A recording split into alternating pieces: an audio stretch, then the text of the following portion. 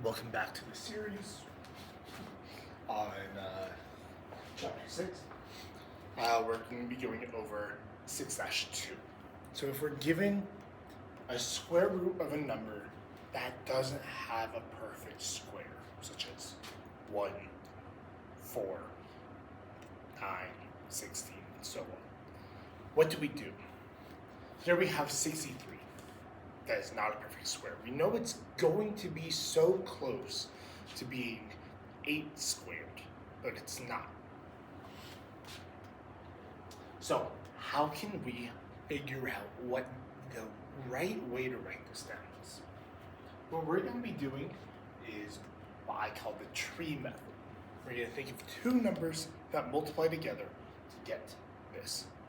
I'll let you think of your number right now. I decided to go with 21 and 3. Because I know that those two will multiply together and give me 63. I'm going to put a little circle around that 3. Just because that is a prime number. That we are not going to be able to go any further down than that 3. 21, we can absolutely go further. Two numbers that multiply to 21, that will be 7 and 3. Both of those numbers are prime. Now there's a rule to this, and it's already giving us a rule. The rule is in play, but it's hidden right now. It's not told to us because there is a 2 right over there. That 2 is letting us know how many we need to take out. If we have 2 of any number, we can remove it and it can go outside. Our 3 is going to go out, and our 7 will stay back. That's how we write this. We're going to go through a couple questions with it. We're going to go over some squares. We're going to go over a couple cubes where it is 3. When we are doing a cubed root, the process is exactly the same.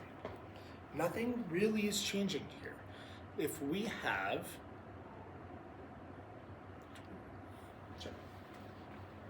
the cubed root of 28, let's see, cubed root of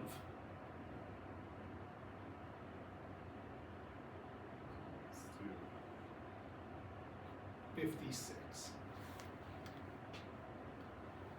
Now I think of 56 as 8 times 7. 8 times 7. And there's already something special here about that 8. That 8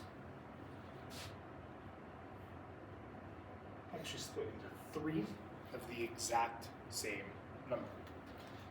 Our 2 times 2 times 2 will give us that 8. So those 2's are going to go outside as 1. If 2, grad 7.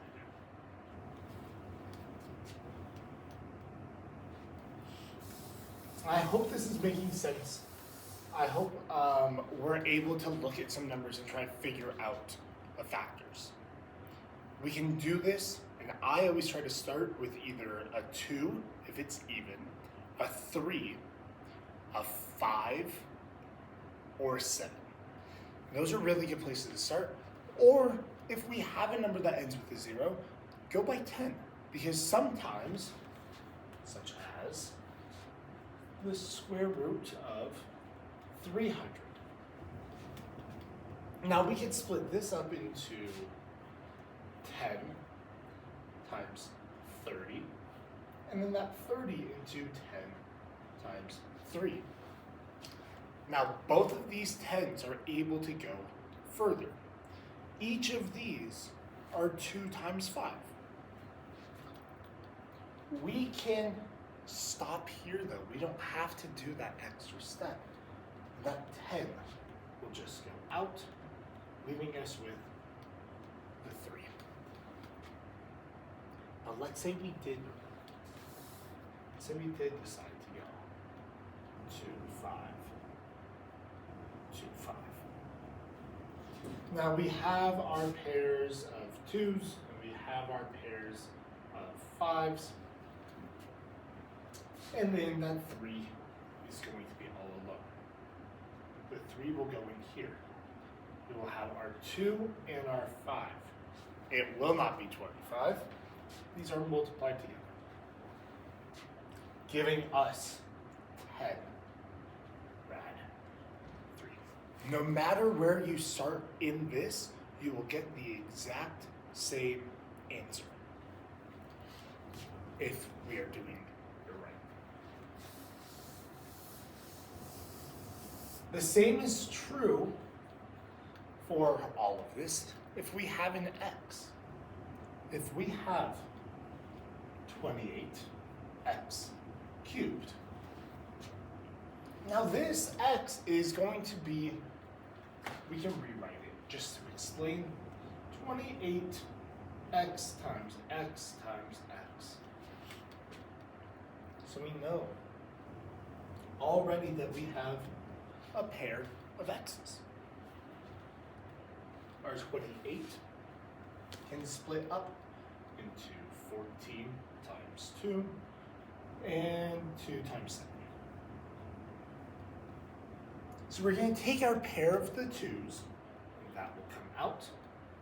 We'll take our x, and that will come out, leaving behind 7 times x. So this is where we need to go. This is how we are able to continue to bring those numbers down and get to our final answer. Okay? Thank you so much. I think I'm gonna leave this video here. Let's look through the classwork assignments. It's gonna be some version of all these. Let's get just a couple more practice problems, okay? You guys got this.